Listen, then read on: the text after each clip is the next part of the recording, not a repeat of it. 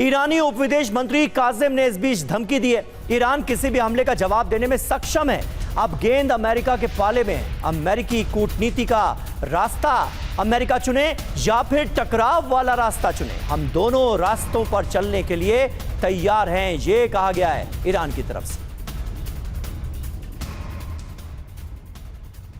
और ऐसे में एक जो वॉर है वो इंफॉर्मेशन वॉरफेयर के जरिए भी लड़ी जा रही है। कैसे ईरान के खिलाफ ये जंग लड़ी जा रही है वो भी हम आपको बताएंगे, क्योंकि वेस्टर्न मीडिया में ईरान के खिलाफ तमाम तरह का प्रोपेगेंडा भी नजर आ रहा है, जिसमें यह बताने की कोशिश की जाती है कि जो लीडरशिप है उसमें आपस में जबरदस्त मतभेद है। इस तरह की तमाम खबरें जो हैं वो प्रोपेगेट की जा रही हैं। ईरान के खिलाफ प्रोपेगेंडा, भड़के आराकची की दो टूक देखिए क्या है।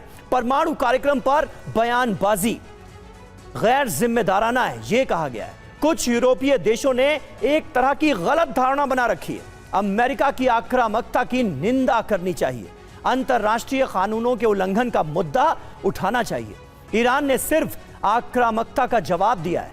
ईरान ने स्थायी समाधान के लिए प्रस्ताव दिया है। अब अमेरिका को तय करना है कि वो फैसला क्या लेता है, ये अब्बास अराक्ची कह रहे हैं।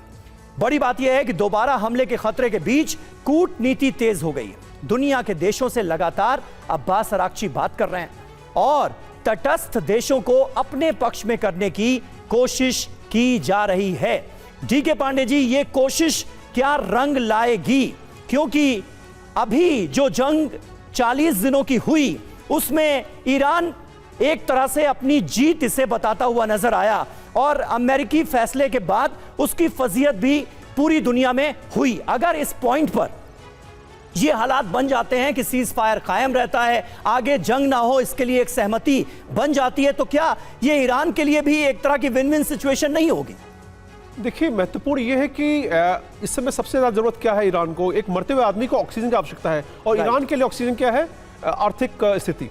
अगर उसको जो वो पैसा मिल जाता है जिससे कि डैमेज हुआ है, जो उनकी आर्थिक स्थिति डमाडोल हुई है, जो चरमरा गई है, उसको संभालें। और उसके लिए ज़रूरी है कि ऑयल उनका जो है, जो व्यापार था वो पूर्ण स्थापित हो। तो इन सबको देखते हुए कुछ भी हो वो ईरान करने को तैयार हो जाएगा, क्योंकि समय के साथ जो है वो ये उसका गला जो है बहुत तेजी से इकोनॉमिक हाथों से दबता जा रहा है। तो देखना यह है कि अमेरिका किस प्रकार से इस दबाव को बनाए रखता है। दूसरा, ईरान अपने आप को जो उसने एक एग्रेसिव पोस्चरिंग की हुई है और यही कारण है कि पॉलिटिकल लीडरशिप और मिलिट्री लीडरशिप की भी जो बीच में जो तनाव सुनाई पड़ रहा है वो है। और क्योंकि मिलिट्री लीडरशिप कभी भी हार नहीं मानना चाहती, वो चाहती है कि हमेशा जीते, क्योंकि ये सिखाया था हर फौज में कि भाई कभी हार नहीं मानना है। और वो IRGC इसी मुद्दे पर चल रही है कि भाई अमेरिका कुछ भी कर ले, हम उसको कड़ी टक्कर देंगे। लेकिन शांति के लिए जरूरी है कि दोनों पक्षों की तरफ एक पॉजिटिव पोस्चरिंग हो। दोनों जब एक अग्रेसिव जो नैरेटिव कर देंगे, जैसे वो कह रहे हैं कि भाई उन्होंने कांग्रेस में कहा कि ईरान का तो ईरान तो खत्म हो चुका है, उसके बाद ना नेवी है ना एयरफोर्स है, तो आप लड़ाई क्यों कर रहे हैं?